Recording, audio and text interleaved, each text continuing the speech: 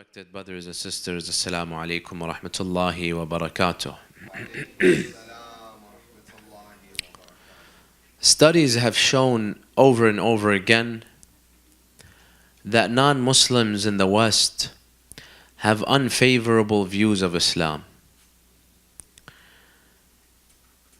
A 2006 poll conducted by the Forum organization indicated that in Canada, 28% of Canadians don't like Muslims and Islam. And there was a similar poll conducted by Angus Reid, and it said that the number was much higher. 44% of Canadians don't like Muslims. And if you go down south of the border, the United States, the numbers are much higher. The anti-Islamic sentiments are much greater. Some polls indicate that almost 60%, as high as 60% of Americans don't like the religion of Islam. They hate Islam and Muslims, or they fear Islam and Muslims. And all these numbers have translated to discrimination against Muslims, hate crimes, and even violence, as we saw in New Zealand a few months ago, if you remember, where almost 51 innocent Muslims were killed in a masjid. Why? Because of this hatred and fear that non-Muslims have against Islam. And many of us who live in these countries as Muslims, we are frustrated at this, because as Muslims we truly know that Islam is genuinely a good religion. It's a religion of peace, it's a religion of logic, it's a religion that makes sense, it's a religion of mercy. And that's why we're very frustrated, and we are really upset at this fact that most non-Muslims don't see Islam in the same way. They see Islam as such a backwards religion, a religion of violence and terror. And they see us Muslims as all accepting terrorism and violence, and that's why they hate us and they fear us. And this leaves us frustrated. Why has this happened?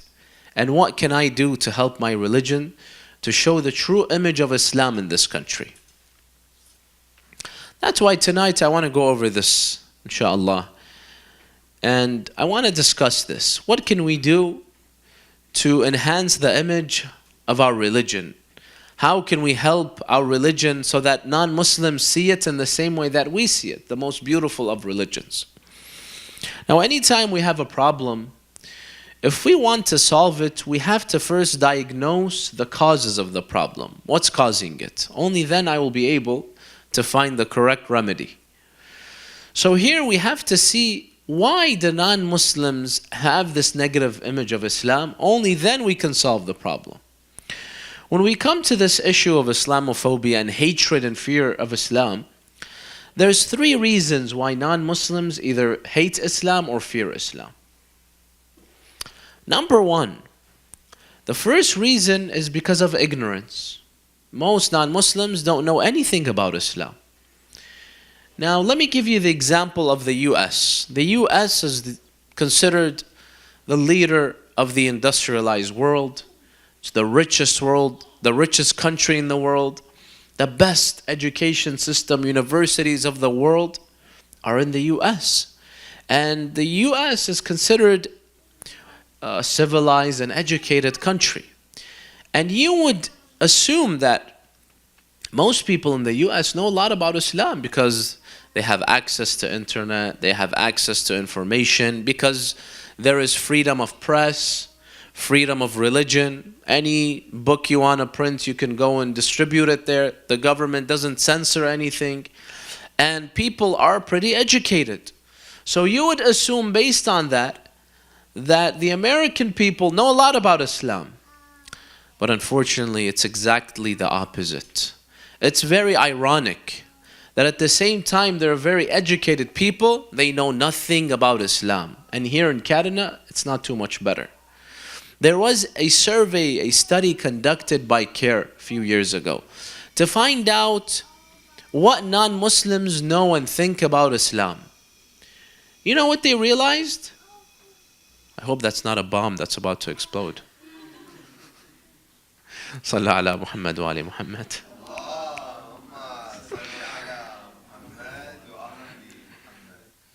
So anyway, where was I? So this institute, this organization, CARE, they did a survey, a study to find out how much do non-Muslims know about Islam. Do you know when the results came out how disturbing they were? The results found out that 60% of Americans don't know anything about Islam. Nothing. Nothing. It's like I ask you about this weird religion that exists in the jungles of Africa. What do you know about them? You don't know anything about them, correct? They do not know anything about our belief system, who we worship, what are our rituals, nothing. 60% of the American people, especially the white people, they don't know anything about Islam. And here in Canada, maybe it's a little less, but it's not too much better. There is widespread ignorance regarding Islam. And you know what's more disturbing? You know what that survey and study found? 60% don't know anything about Islam, and 10% of non-Muslims, they thought that Muslims worship the moon. 10% of 300 million is 30 million. That's a problem when 30 million believe that you worship the moon. It's maybe because we're always looking for the crescent. We want to, prove Ramadan or the Eid. But the point is, they are clueless about Islam. They don't know anything about our religion. And I've heard this from a few scholars that when they go and they speak to churches, they have a Q&A session. You know what's the most common question? The most common question is, what's the difference between Islam and Muslims? Are these two religions or one? That's how lost they are. They don't know anything about this religion, even though it's the most educated country in the world, and number two, or one of the most educated, and number two, this is Islam, the second largest religion. We're not talking about a cult that lives in the jungle somewhere. This is Islam that has 1.5 billion followers, but yet they don't know anything about it. There was a debate between Terry Jones, if you've heard of his name.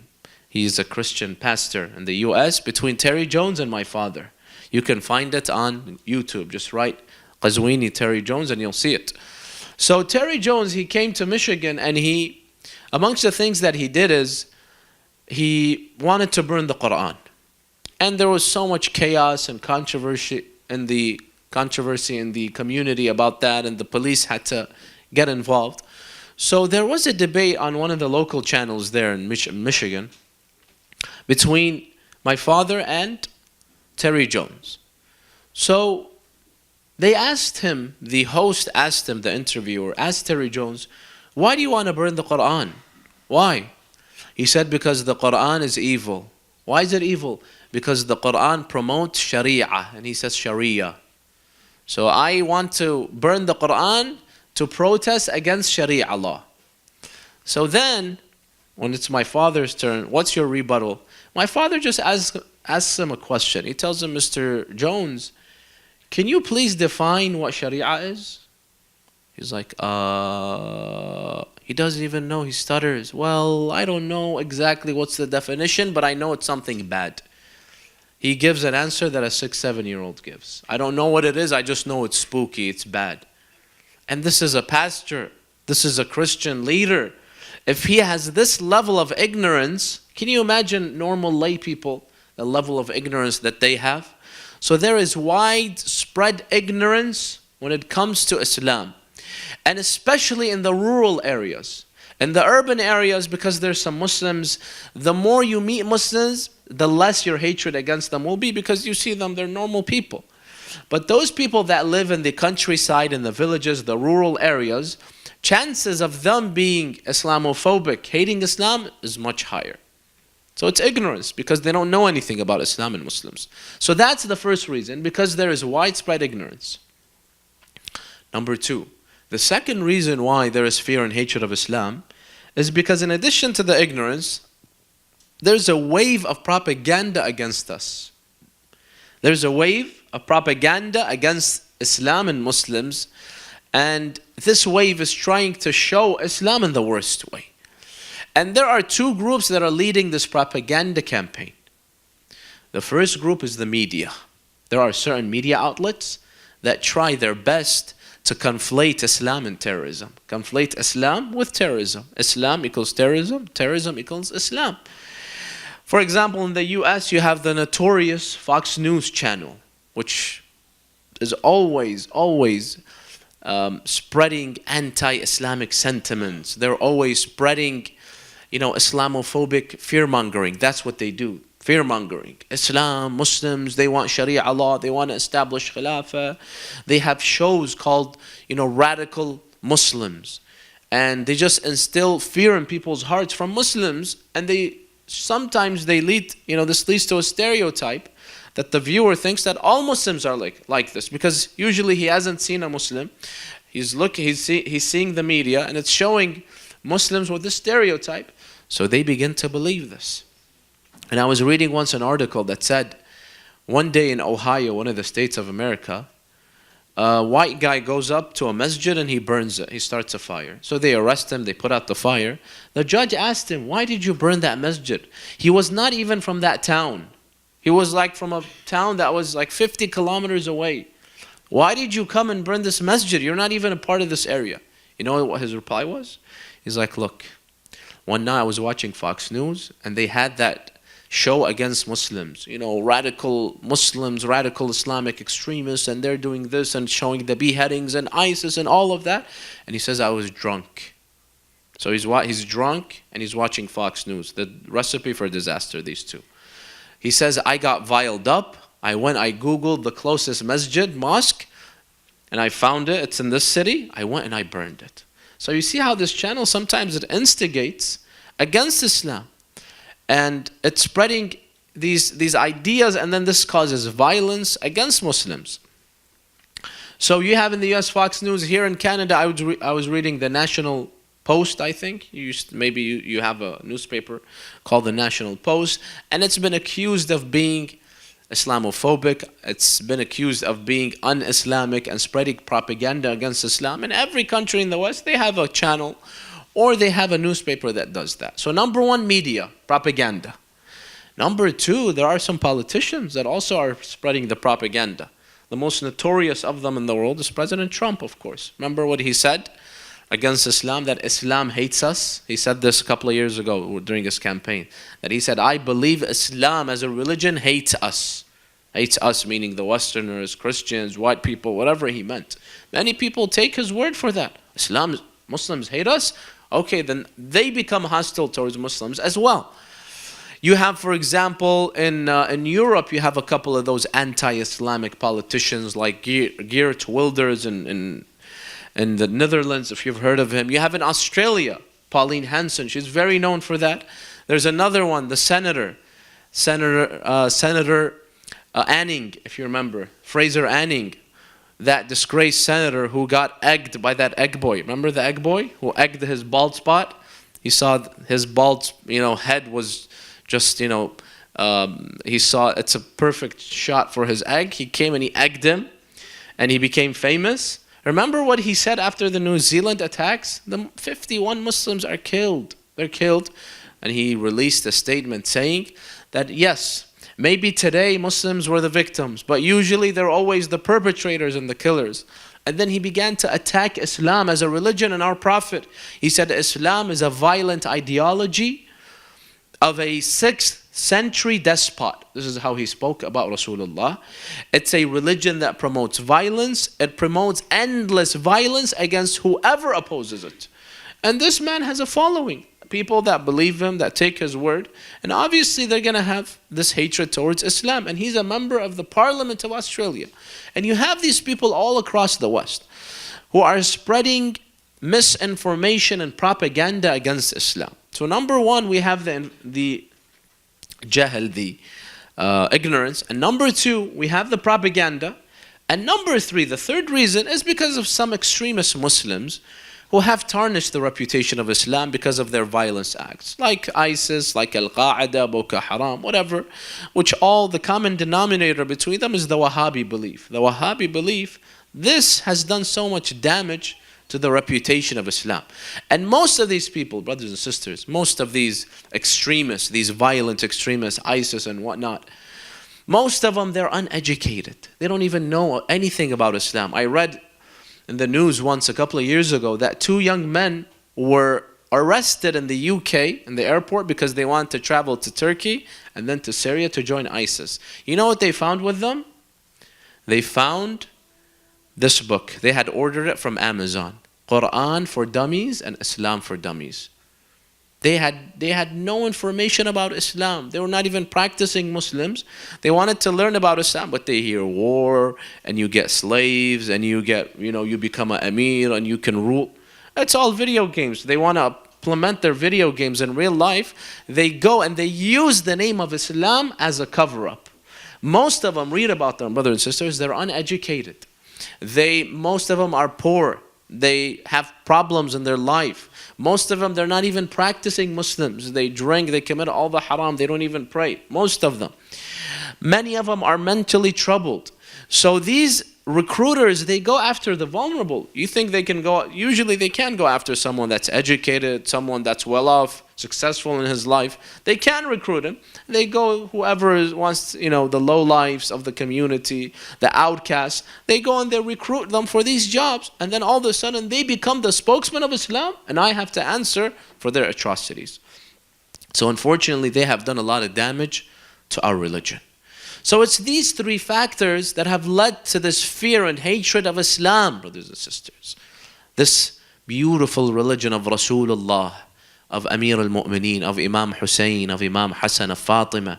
This beautiful religion is so resented and hated now because of these 3 factors: the ignorance, the propaganda, and because of the extremists, the Wahhabi ideology that speaks on our behalf now. Islam today equals Wahhabism because they have all the money and they speak on behalf of Islam.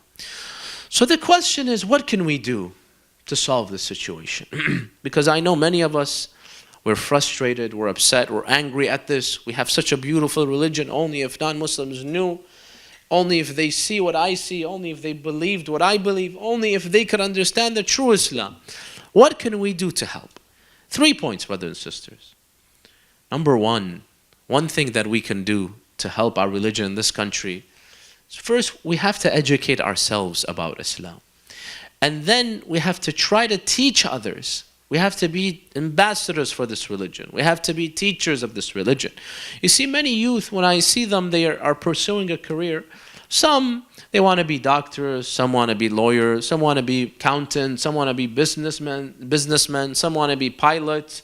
Everyone has an idea in his mind, but an idea that many times we don't think about, and it's the greatest service that we can do for our religion and our Lord Allah subhanahu wa ta'ala is, why not become a journalist?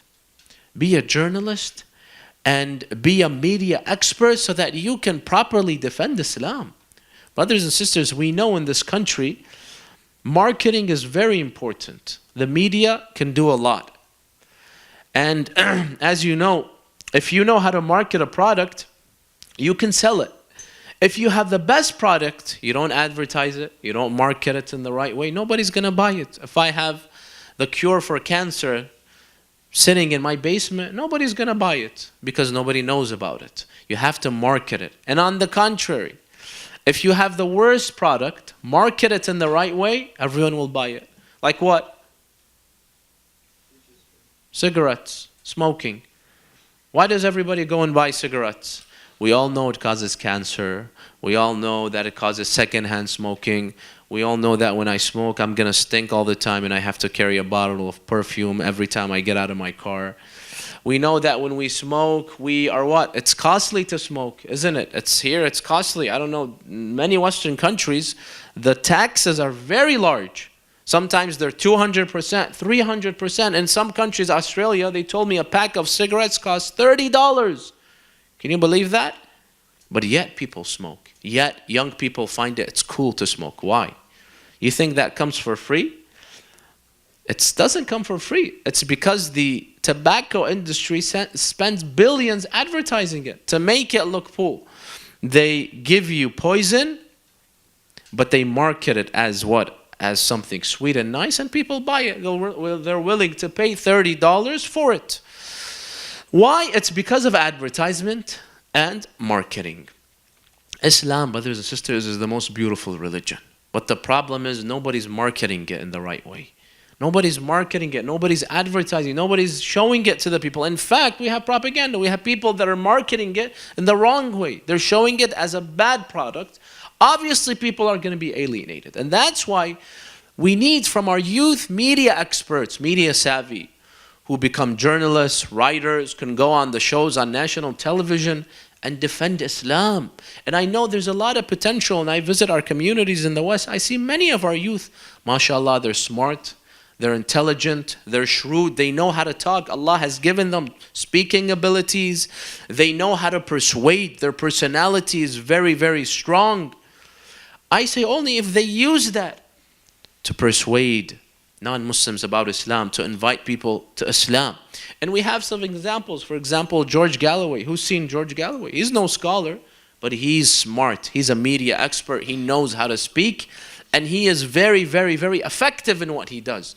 You have, for example, Reza Aslan. He's also, I've seen some of his lectures on YouTube. He's very powerful. He is very dynamic. And he easily is able to defend Islam. Another example, Mehdi Hassan. I'm sure you know Mehdi Hassan. You've seen some of his clips. How beautifully he defends Islam. Because he's smart, he's intelligent, he knows how to debate, he knows what to say. But there's only a few examples. We need much more of that. That's why I encourage the young ones to pursue a life, a career of journalism, especially if you see that you have potential. And after, inshallah, you succeed, use that to defend Islam in the best way that you can. That's number one. And number two, the second group that we need religious scholars, brothers and sisters. We need from our youth to go and study and then come and disseminate the message of Islam. Because if we have a scholar coming from the Middle East, we have to be honest, we have to be fair. He's not going to be too effective because the language barrier, he's going to have the dialect, and this is sometimes repulsive. This doesn't attract people when you have someone that has a strong dialect, a strong accent. The mindset, someone that grows up in the Middle East is not going to understand the Western mindset. The only way you have that Western mindset and you understand it is if you grow up here. If you grow up here, you could, better connect with everyone else in the society because you grew up in this society. So we need young people that grew up here, that were raised here, go to the houses, study, and then come. Preach the religion of Islam, but the true Islam of Ahlul Bayt. The Islam of Ahlul Bayt, brothers and sisters, 2019 with internet, satellite, and all the means of communication, 99.9% of the world doesn't know the Islam of Ahlul Bayt. I mean, the non-Shi'as, even Sunnis, most of them, they haven't even heard the words of Ahlul Bayt. You think they read Nahjul Balagha? You think they heard of the du'as of Ahlul Bayt? You think they've heard of Sahif al-Sajjadiyah, the beautiful words of Ahlul Bayt? Wallahi, sometimes I'm so... my heart aches when I'm reading some ahadiths of Ahlul Bayt, I see how beautiful they are. But nobody's telling this to the world. We just keep it to ourselves. The story of Imam Hussein alayhi salam, the legacy of Amir al-Mu'mineen, the stories of Rasulullah. This is not being told. The only version of Islam they're seeing is the beheadings, the Wahhabism. That's the Islam they're seeing. The true Islam, nobody's teaching this. Nobody's telling them about this. Al-Imam al-Rida alayhi salam is narrated in one hadith. He told us, teach people about Ahlul Bayt. The teachings that we teach you, make sure you disseminate this message. Because most people don't know about this. And then the Imam says, فَإِنَّ النَّاسِ لَوْ عَلِمُوا مَحَاسِنَ كَلَامِنَا لَاتَّبَعُونَا.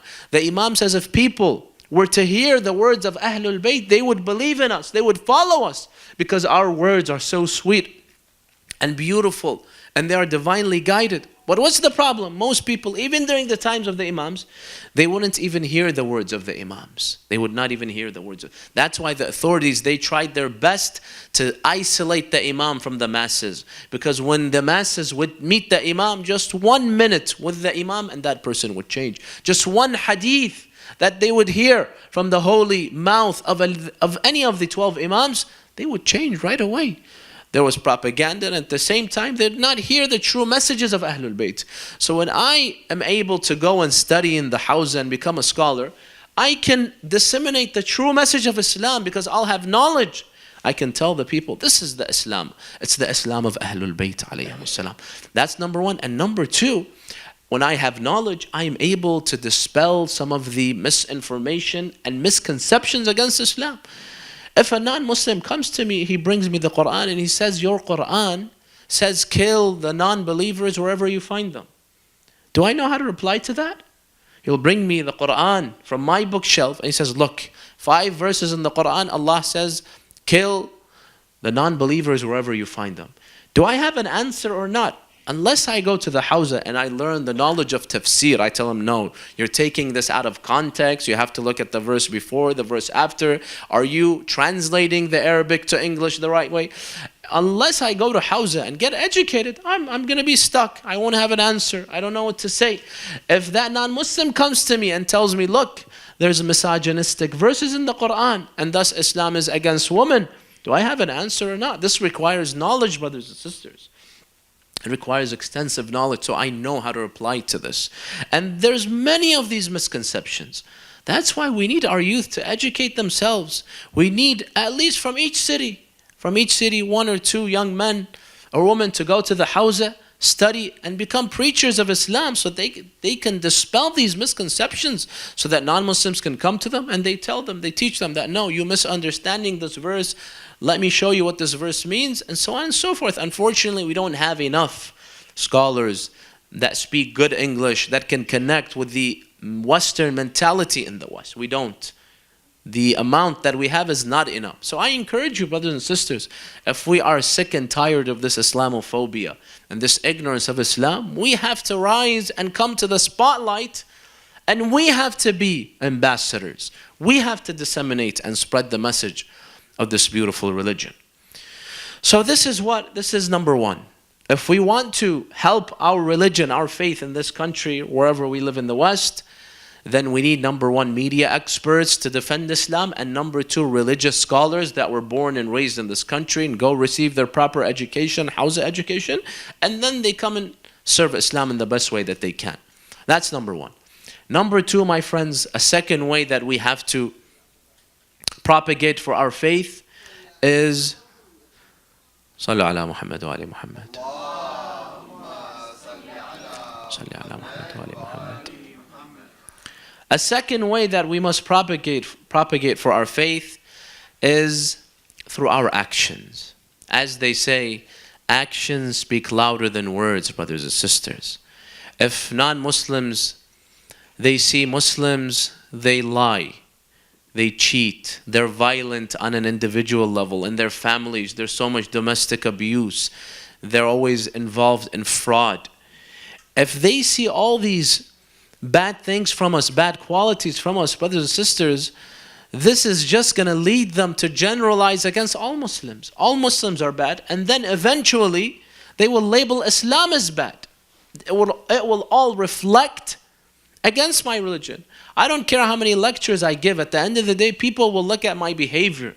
If I give you a 2-hour lecture about peace and being, peaceful and merciful, and then when I go home, I'm beating my wife and kids, nobody's going to buy this if they hear about this, correct? Because your actions speak louder than words. And unfortunately, some Muslims, because of their actions, they have given Islam such a bad name. They don't know that when they do something evil, something immoral, something wrong, it's going to reflect against the entire religion. You see, most of these non-Muslims, when they say Islam is violent, Islam is misogynistic, Islam is... You think they open the Quran, they read it? Most of them, no, maybe 1% of them, they actually, take that effort and they go and they open a Quran and they read the Quran or they study Islam. Most of them don't even study Islam, but yet they accuse Islam of being misogynistic. It's a religion that oppresses minorities, oppresses women. It's a religion of terrorism and so on and so forth. Where do they get this from? From our actions, from the actions of Muslims.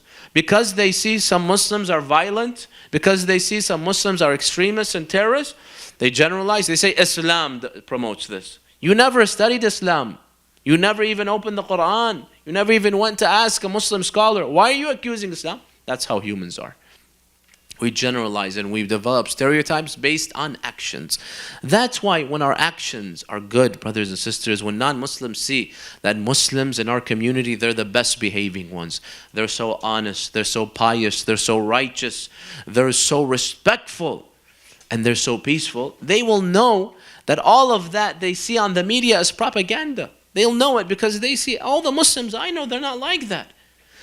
All of that bias and propaganda will be dispelled. So we have to make sure our actions are good. And this is what the Imams taught us. In one tradition, Imam al-Sadiq says, كُونُوا دُعَاةً لِلنَّاسِ بِغَيْرِ أَلْسِنَتِكُمْ. He says, invite people to religion, to our way, Ahlul Bayt, but not through your tongues, meaning be silent propagators. Invite people to Islam through your actions. When people see your actions are good, they will be attracted to your religion. This is how Ahlul Bayt were. Many stories, Ahlul Bayt alayhim salam would not say a word. They would not tell people, I am this, I am that, my father is this, Ahlul Bayt, Quran, Usman. No, just one kind act, and they would change their enemies into friends. Look at Imam Hassan, the famous story we mentioned the other day. When that person from Sham who was brainwashed by Muawiyah into thinking Imam Ali and Imam Hassan were enemies of Allah. So he came and he began to curse Imam Hassan in the street. What did Imam Hassan do? He didn't try to argue against him. You know, this is wrong, this is Muawiyah brainwashing you, no. You know what he did? Just a kind act. He told him, look, it seems like you're a stranger in this city. Do you need any help? If you want shelter, I'll give you shelter. If you want food, I'll give you food. If you need help, whatever you need assistance, I'm here for you. This man was shocked that I offended him, insulted him, cursed him, but yet he showed me this beautiful akhlaq. Right away he knew, this is not the image I had of Imam Hassan. In Sham, they showed us Imam Hassan as the worst person, Imam Ali. This man, he came to the Imam and he apologized. After the story, he told Imam Hassan, before I met you, I hated you and your father Ali the most. You were the worst people in my life. But now I love you more than anyone. Just one kind act, it can completely transform someone from an enemy to a friend. ادفع بالتي هي أحسن, the Quran says. Always use kind words and always use your akhlaq to attract people. فإذا الذي بينك وبينه فإذا, what's the verse? ادفع بالتي هي أحسن. Who's memorized it? كأنه فإذا الذي بينك وبينه عداوة كأنه, I think, عداوة كأنه ولي حميم. The Quran says that if you use kind ways, good ways, you know, your akhlaq is good, then an enemy, you can turn him into a friend. An enemy all of a sudden will turn into a friend. And there was a story I read once that happened in the US, in the city of Charlotte. There was this group that decided to hold a protest against Islam, misinformed group of white people. So they said, let's go and do our protest in front of a masjid, the local masjid in Charlotte. So they agreed, let's say, for example, Jum'ah, when they have their Jum'ah prayers, let's go and we'll bring our banners and our billboards and whatever, and we will protest against Islam. So one lady, she says, I went. I saw nobody showed up. It's just me all by myself. So she's like, fine, I protested just by myself. She was causing so much chaos. People in Jum'ah, they would open the door, see this crazy lady, she's protesting against them outside the masjid. They ignored her. She was protesting, go back to your countries, you're terrorists, you're this, we don't want you, whatever. So then one brother, he says, let me go speak to her. He goes, he speaks to her, no, you've been misinformed, you've been watching too much Fox News, this, that. She doesn't listen. They try to think of a good idea that's effective until one of the sisters in that masjid, she had a brilliant idea. What does she do? She approaches her, and she does not say a single word. But rather, all of a sudden, she goes and just hugs her. She surprises her with a hug. That white lady, after she was interviewed, she says, as soon as this Muslim muhajjaba lady hugged me, he says, all that animosity and hatred in my heart was diffused. It was diffused, it was gone, because I saw this is a human being just like me that has love and affection. She says, after that, after the hug, I was left speechless. I just said, I'm sorry. I couldn't not say I'm sorry, because when you show a human being a kind act, they are forced to respect you. It's in their instincts to respect and love someone that does a kind act for them, she began to say, I'm sorry. She says, I used to see Muslims as a monster, but all of a sudden that image was gone just because of a hug. Because there's, that love and emotion in it. Then that lady says, please come inside. We just want to give you some coffee. She says, I went, they gave me coffee, we had some dates and whatnot. And she says, after that, I really changed. Now, she didn't become Muslim, but at least, she says, now I no longer hate Islam and Muslims. Now I try to inform my misinformed friends that, look, Muslims aren't that bad. Muslims aren't as bad as you think. This is the propaganda of the media. So now an enemy turned into a friend. And our objective behind all of this isn't just to convert. Look, we're realistic, brothers and sisters. We have to be practical, pragmatic, and realistic. We're not going to be able to convert the entire West. But at least what we can do is show Muslims in a good way, so that they accept us. They see us as normal people and they don't hate us. Let's try to diffuse the hatred and the fear. That in itself is a good goal, even if you don't convert the non-Muslim. We don't have to convert them. Allah subhanahu wa ta'ala guides whoever He wants. But if we're able to diffuse that anger inside them, that fear, that Islamophobia, that in itself is a great goal. So through our actions, my friends, we can do that. One kind act, sometimes it's enough to do that. That's number 2. So number 1, we said we need to educate ourselves and use the media and use our knowledge to disseminate the true message of Islam, the message of Ahlul Bayt alayhimus salam. Number 2, through our actions and kind acts, we can propagate and do da'wah with that. And number 3, a third way that we can help in the reputation of Islam and fixing the reputation of Islam in this country is for you, the good Muslims, is to make sure that you always maintain a strong Muslim identity. What do I mean? I was reading an article last year.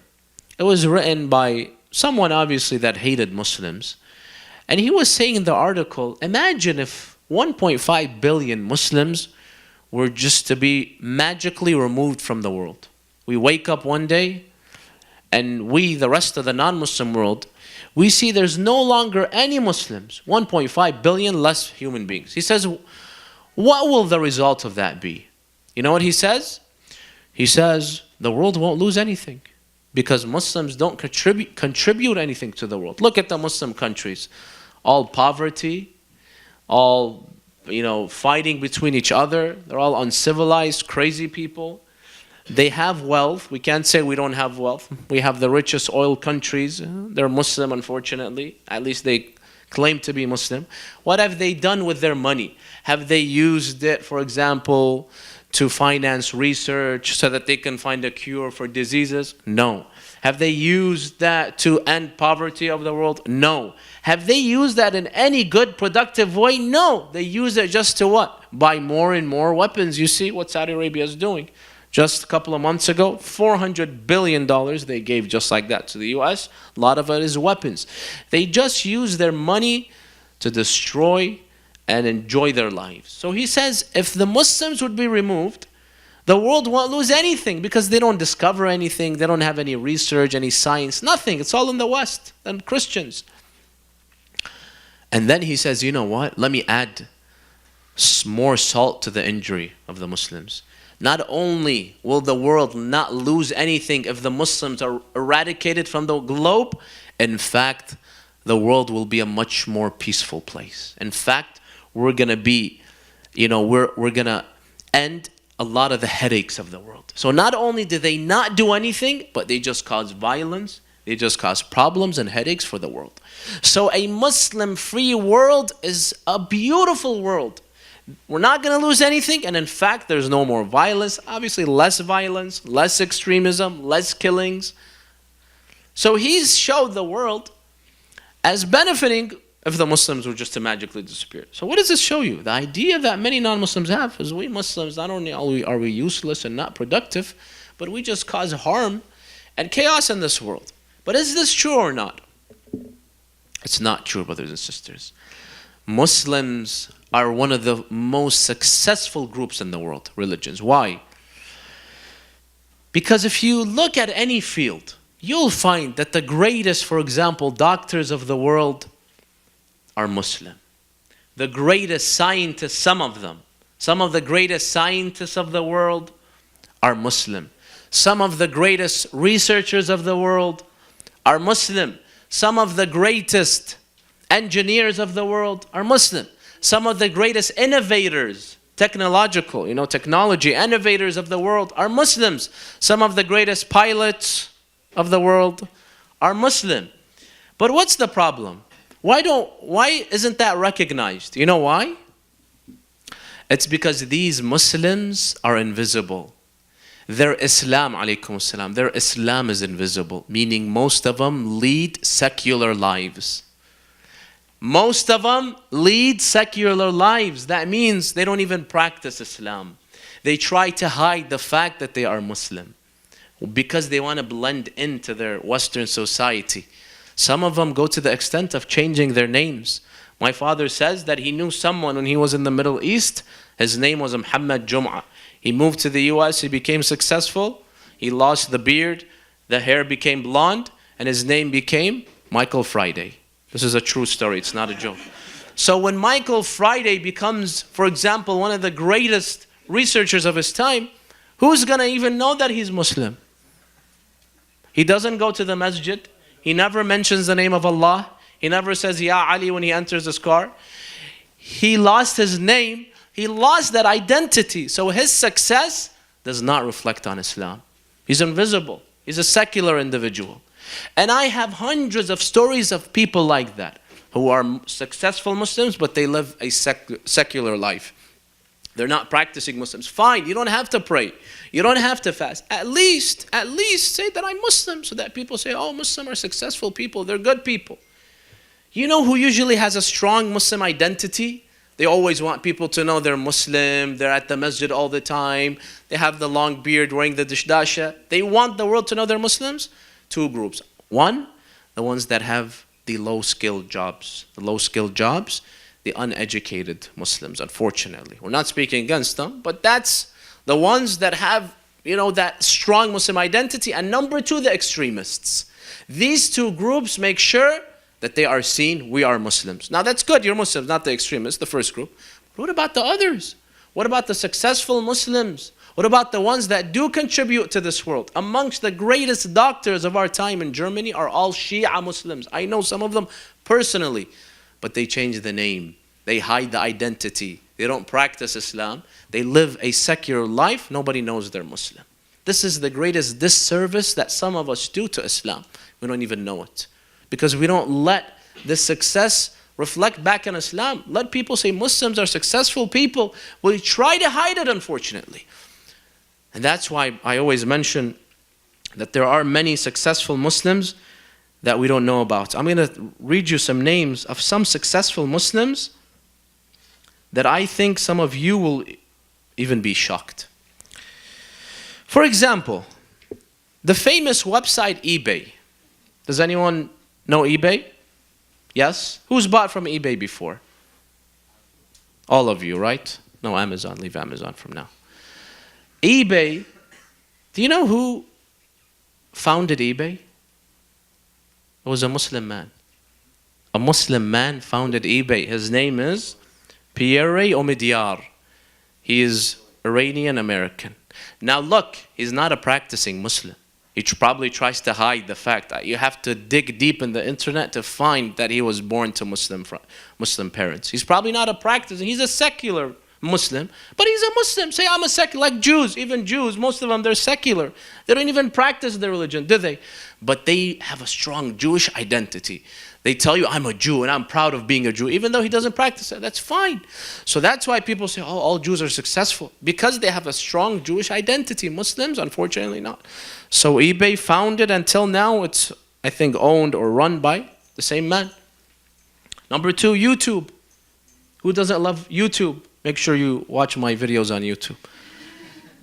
It's a part of our daily life, YouTube. Do you know who YouTube was founded by? It was founded by two people. One of them was a Muslim. His name is Jawad. We have a Jawad here, not this Jawad. Jawad Karim. And he's originally from Bangladesh. He's a Muslim. Now maybe he's not a practicing Muslim. I don't care. So we have eBay now, YouTube. Number three. took me a long time to pilot this list because they try to hide it. Or at least they don't put this information in the public because they don't want people to know they're Muslim. They want to just blend in. Number 3, Twitter. Who doesn't like to tweet every day?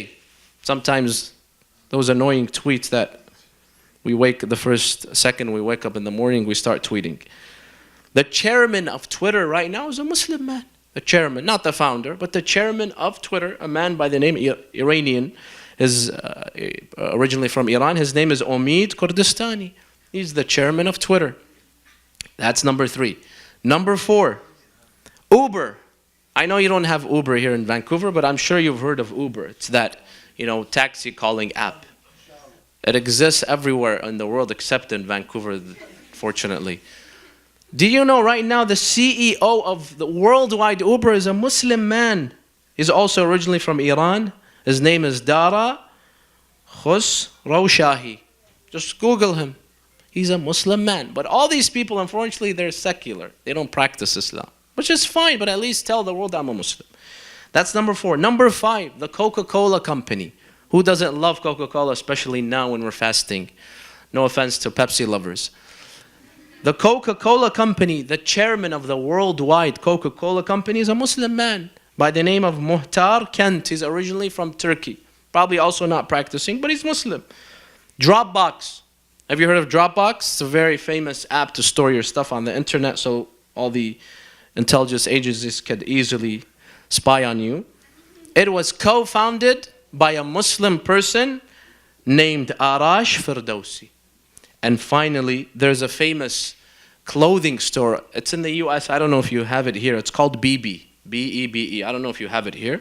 It was founded and owned by a Muslim by the name of Mani Mash'oof, and the list continues. So the point is, my friends, there's a lot of successful Muslims that do contribute to this world, that do innovate, that do something productive. But the problem is their lack of Muslim identity, their weak Muslim identity that they try to run away from and hide, and that's why their success does not reflect back on Islam. And that's why I have to make a commitment. I tell Allah, Ya Allah, make me successful, and I will make sure that I have a strong Muslim identity so the world can see Muslims are educated people, Muslims are successful people that are contributing to society and to the world. It's not just the extremists and the people that have, that are low skilled. It's not just that, no. Because Islam encourages us to be productive in our societies and lives. I ask Allah subhanahu wa ta'ala to help us all as we try to implement all these 3 steps. I ask Allah subhanahu wa ta'ala to accept our a'mal, to forgive us of our sins, to bless us all during this blessed month of Ramadan. Tonight is the last night of the month of Ramadan. Tomorrow night will be the night of Eid. Now we will have the final lecture. I'm going to speak about Eid a little. It'll be a short lecture about Eid and some of the ahkam of Zakat al-Fitra. But tonight is the last night of Ramadan according to most scholars, of course. Tomorrow night will be the night of Eid, so it won't be Ramadan anymore. That's why I just want to read one dua that is recommended to read during the last night of Ramadan, and I will end. Bismillah ar-Rahman ar-Rahim. Allahumma salli ala Muhammadin wa ali Muhammad. Allahumma la taj'aluhu akhir al-ahdi min siyamina. Iyah. فإن جعلته فاجعلني مرحوما ولا تجعلني محروما. اللهم لا تجعله آخر العهد من صيامي لشهر رمضان، وأعوذ بك أن يطلع فجر هذه الليلة إلا وقد غفرت لي. اللهم هذا شهر رمضان الذي أنزلت فيه القرآن وقد تصرم، وأعوذ بوجهك الكريم يا ربي أن يطلع الفجر من ليلتي هذه أو يتصرم شهر رمضان ولك قبلي تبعة أو ذنب تريد أن تعذبني به يوم ألقاك. وإلى أرواح المؤمنين والمؤمنات نهدي ثواب الفاتحة مع الصلوات.